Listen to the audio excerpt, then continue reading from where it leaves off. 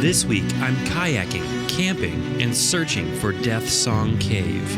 In it are rumored to be artifacts from a lost civilization, human remains totaling in the hundreds, buried deep in the caverns of this landscape, and vast amounts of gold treasure.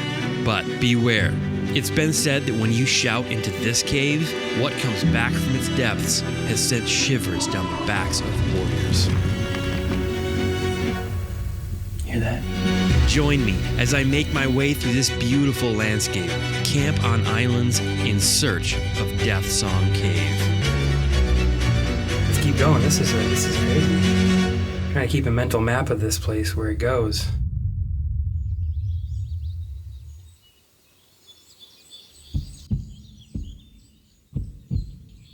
Gotham, Wisconsin, a tiny town located in southwestern Wisconsin. In the area surrounding this little town, there is a lot of history. The whole area is steeped in mystery. From where I'm telling the story today, Indian Creek is just to the west and is said to have lots of ghostly sightings. Due to this point, to the east of where I am, is where the daughter of a pioneer jumped to her death while being pursued by an Indian war band. Native Americans long used the Wisconsin River as a highway through the forests, canoeing, fishing, and living on its banks and burying their dead there.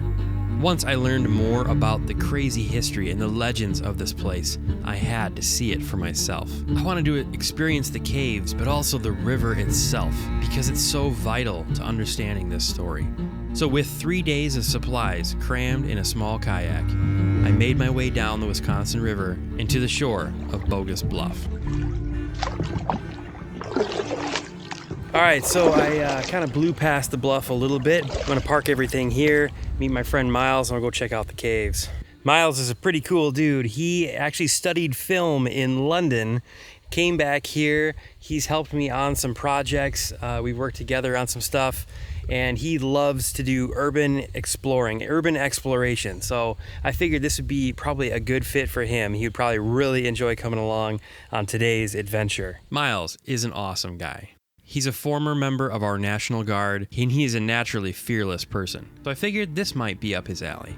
So we met at a very foreboding gate and began our journey up the bluff. I've got some rope, I've got some helmets, some dry bags, some gear. I'm not sure what to expect. The landowner who gave us permission to film and explore on his property did give us a little bit of information that'll help us navigate, hopefully, pretty easily to where the caves are located. I'm hoping we can capture something that'll help shed some light on this crazy legend. This is Bogus Bluff. French coins were said to be hidden here by the American Fur Company during a time when travelers on the Wisconsin River were at the mercy of Indian war parties and river gangs. In fact, a river gang of counterfeiters used this cave system as a hideout and a base of operations for over 20 years. They even evaded escape from the law by vanishing into the caves while being chased up the bluff. Later, a number of them were successfully arrested. Wow, this is a real goose chase right now. Well, we have 10,000 mosquitoes eating us alive. We're working our way around the bottom of this prominence right now. And at some point, I'm assuming it opens up and we can get a clear shot to the summit. We're off on this point right now, and we need to get down and through the valley to pop up on the other side. So we have to go down this grade, and this is as shallow as it gets. It's pretty steep in other areas. So we're losing about 100 to 150 feet of elevation really fast here. So we're gonna make an attempt on some bushwhacking going down to the valley. The attempt was short-lived. The hillside was loose from all the rain, and my first footfall sent a large rock hurtling downward. Yeah, not gonna do it. Yeah, we're kind of marooned out here on this peak right now. It's way too steep of a down climb. Not willing to risk injury. Plus, there's probably a ton of poison ivy in that valley right now. Get over here and see if we can find that spur trail. I think that's where we're gonna find our caves. All right, so we made it to the top of this bluff, and I think this cave system is somewhere in here. There's lots to explore today, I think. There are paths all over up here. It's about 90 degrees, maybe 85, I don't know. It's hot. Really humid, and about 100% mosquitoes. Imagine it's off and to the right when you get down a bit more. Maybe it's to your right. All right, so Miles just went down the hill a little bit. He found the entrance, or one of the entrances to the cave. So I'm just going back to get some kind of minimal gear for our exploration, and then we'll head inside. Is this it? Oh.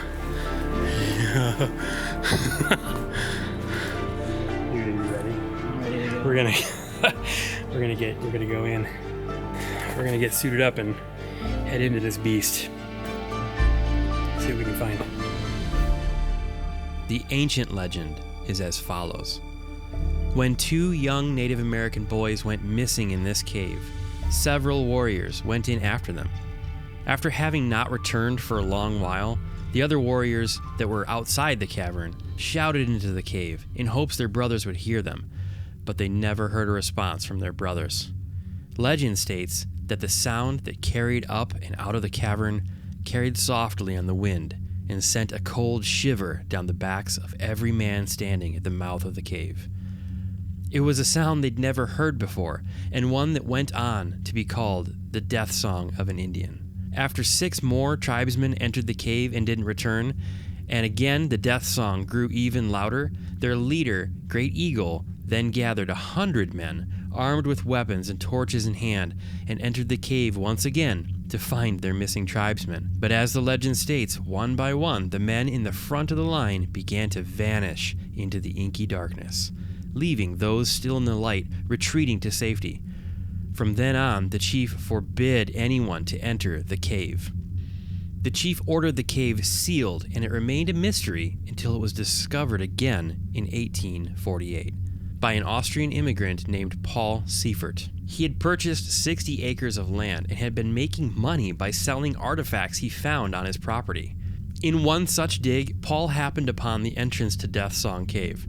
Later, in the early 1900s, Paul sold artifacts to an author and invited him to the cave to see where they had come from. And this is where it gets absolutely crazy. The modern-day legend. They both entered the cave, proceeding forward until the ceiling of the cave got lower and lower until they were forced to crawl on their stomachs to move forward, using ropes to get to various passages and rooms within the earth until finally arriving at a great cavern filled with the remains of hundreds of people and animals, filled with artifacts. One thing that's true about this cave is it's a lot of crawling. And with steel screws in my knee, doesn't feel so great. I should have bought some knee pads. Thanks to the Wisconsin Speleological Society, they told us to bring hard hats, and I'm really glad they did because I've already bashed my head on many rocks so far. We're gonna try to see if this entrance here leads us to Death Song Cave. Because as the legend states, the cave goes until it starts to narrow more and more and more until you have to crawl on your belly, and then it opens up into a vast cavern. So maybe that's where this is heading. We're gonna see. Maybe Miles will go in forever. The author described how a song began to emerge from the darkness. He described it as the howling of a lot of maniacs and the moaning of the dying under torture. They proceeded into yet another chamber full of various skeletons and more artifacts, and the horrible sound continued. Fearing for his life, the author asked his friend to take him out. Paul obliged. They left out of another passage, passing a skeleton of a young girl that had a beautiful necklace of quartzite discs and copper banding. The author tried to make it his own and was stopped by Paul, saying she lived centuries ago and died young. She was only a child and must have been proud of that necklace. Let her keep it. It's a good idea, Miles. Let's turn our lights off and see just how scary it is in here. Wow. I couldn't even imagine trying to find your way out with no light. It'd be impossible. It'd be impossible. That would suck if you got lost without a light in here. Oh yeah. Okay, so there's another passageway this way we can check out. So far, the only artifacts we're finding are glass bottles. Oh yeah. This is like a straight up dead end, like a mine shaft. There was some attempts made at searching for treasure in this cave, and you can tell some of these side tunnels are more or less hewn by pickaxes and drills and whatnot. I feel like some of these are not natural occurrences. They were honeycombing these bluffs trying to find the treasure. So far we found some broken glass, animal scat, some dried up bones. There's been no gold coins as of yet. Is there something up there? Yeah, I think so. It looks like it goes pretty far. Oh, we didn't take that one yet? No. Oh. This is the last one.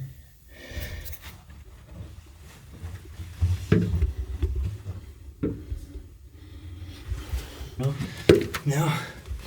This is definitely longer than I thought it would be, this cave system. Yeah, this just keeps going. Our voices sound so weird. I know, like muffled almost. Yeah. It's really weird in here. I feel a breeze. Like somehow they were going to another exit. This feels like another exit. It's coming up here. I don't know why I should feel a breeze right now, but I do.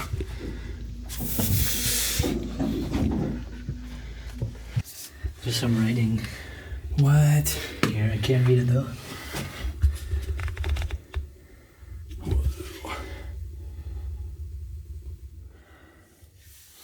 Yeah, 10 out of 10. This is awesome. This is very cool. What a gem.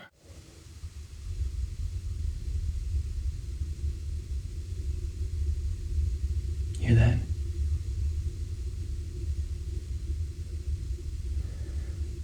Super low rumble. That's kind of cool. Yeah. That's kind of cool. Kind of creepy. Kind of creepy. Kind of cool. I think it keeps going. Oh, all right. Let's keep going. This is crazy. Trying to keep a mental map of this place where it goes. More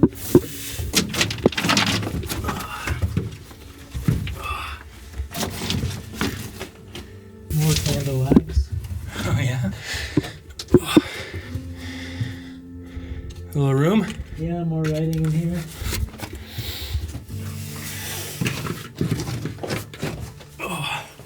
Oh yeah, let's take. Yeah.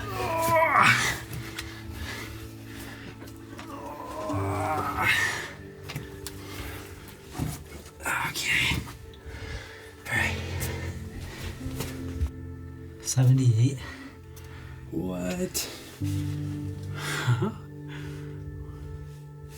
Wow. 64. No way. What? That's cool. You can like feel a breeze. Seriously? Yeah. Or, What? I feel a breeze. yeah. And I We must be by this. We must be by an exit or something. Look at that down there. It just like that's probably a whole other like passage just waiting to be dug out. What's that thing? Is it glass? You know what I would do? What? If I was the landowner, I would totally like come in here and hide like fake stuff, fake treasure. I would find like I would like put like a little gold coin, you know, like down somewhere, just partially hidden. Yeah, that would be hilarious. What's that? You want to keep going? Oh, there's more? Yeah. Dude, I thought we were in a room and with no exit, and there's literally an exit right over there. So yeah, let's check. There's more to go. This cave literally keeps going. Let me check my battery though. What do you say, left or right? Maybe left. Left. Maybe left, yeah. I'm gonna set up a little cairn here so that we know which way we came from. What do you think, Miles? Pretty cool? Insanely cool. It's just so crazy that like we keep finding all these little rooms and tunnels in this cave. Some of them are like pretty much the same size as you go through them, kind of like they were mined, you know, like somebody was mining, looking for treasure in here. Lots and lots of human effort and time spent in this cave system looking for treasure, I think. December 3rd, 1922. The Milwaukee Journal reported on strangers from the West seeking treasure in the rattlesnake-infested bluffs, said to have been in possession of a spirit map to guide them to the treasure. That says a lot about the state of mind of these treasure seekers, don't you think? Best $24 I've ever spent on a helmet. Pro tip, if you're ever going to go amateur caving or whatever, invest in the $24 helmet on Amazon. Yeah, It's pretty awesome.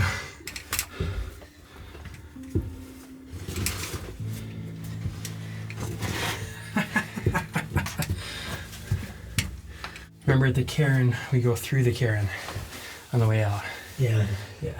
What do you think, man? Should we go left or right? Let's try left. All right, we're gonna try left. If this keeps going, we're gonna end up at like Devil's Lake somehow. I don't doubt it. Man, this is, no, seriously, this is crazy. Yeah, this is so long. It's so tall right here.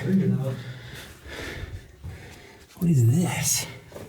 It's like a nest, dude. I'm just looking at this, like, what am I looking at?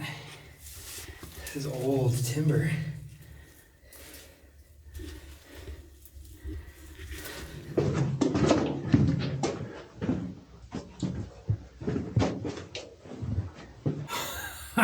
We have another choice. So, what do you see up there? I can't tell if it ends right there or if Okay. it's huge room or turn. You know what I think is weird? All these rocks that are right here stacked up. Yeah, like blocking it. Yeah, why are these rocks all stacked up, blocking this way? What's that? We're at an exit. Are we? Yeah. We found an exit. We found an exit. That's crazy. Totally crazy.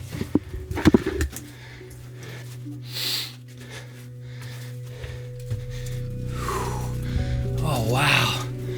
Watch your snakes. So we exited the coolness of the cave into the blinding light and intense heat of the outside, happy to be free of the rocky prison walls. But after a short break, we decided there was still more to discover. So we went back in. Going in this way is more creepy.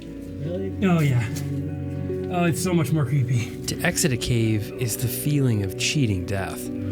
So there was definitely the feeling of dread mixed with excitement as we went back inside. If I had $1 for how many times I've hit my head on the ceiling, these things have paid for themselves. And then some. Yeah. So this seems like a dead end over here, right? Maybe? Do you want to check it out? Let's try it. There's all these rocks that Over are here. in the way, keeping us out, maybe, of this area, and I wonder why. And The author wrote a news article about his experiences upon returning home. Paul reportedly continued selling artifacts that he gathered from the cave for many years until his death. The cave remained his mystery until his death in 1921. So we put that cairn down, cairn, however you pronounce it, and I'm glad we did because I felt like this was the right way to go over here. But in fact, we came from this way, so drop glow sticks or make little cairns. After his death, the entire area has been searched in fine detail, every bit of the landscape searched. Did the earth reclaim the entrance never to be found again? Woo! That was awesome. That was definitely awesome. No skeletons, no gold coins, but memories. That is very cool. Very cool. We chose to find a different route back to the top of the bluff, and we were once again shocked at what we found. There's another cave. Another cave. So this is crazy. We found a whole nother entrance to this cave system, and we started here, and now we're down here looking at another entrance. So I'm thinking this must connect to that other exit we found. I think if the juvenile turkey vultures or whatever weren't nesting right there, maybe I would go in that cave entrance. Unfortunately, I don't want to disturb them. You know, like they probably can't fly. They're a little young. I don't want to mess that up. So if you ever come across something like this when you're exploring, just let it be. So we bid the cave farewell and made our way back down Bogus Bluff and to the river, reflecting as we went on the bizarre nature of this story and feeling a sense of pride and accomplishment for having wandered courageously through such a darkly fabled labyrinth. Miles left and I was reunited with my kayak, making my way downriver in search of the perfect island for the night. And boy, did I find it. I found my island for the night. I am super happy with this place. It is beautiful. I'm gonna have a really nice view of the sunset as I cook my food. It's time to make some dinner and to wash some of that cave off of me from today. What an absolutely incredible experience that was. That's the first time I have been in a cave like that. The system just kept going and there's multiple entrances and so many tunnels and paths. It's just amazing. So I'm absolutely starving. That was a huge calorie burn going through that cave and then going on the river, coming down, then finding this island and then setting up. So it's been a long day. I'm really excited about eating some good food, or mediocre food, or any food really. It's kind of crazy that we could go from going deep underground into caves with such scary and crazy stories and pop back out just a couple miles away and be in this paradise of a beach. Like, got my own private beach. I have not seen a single person the entire time I've been on this river. It's wild. Nobody's out. I can't wait to pick up on the adventure tomorrow on the river, see what else we can find.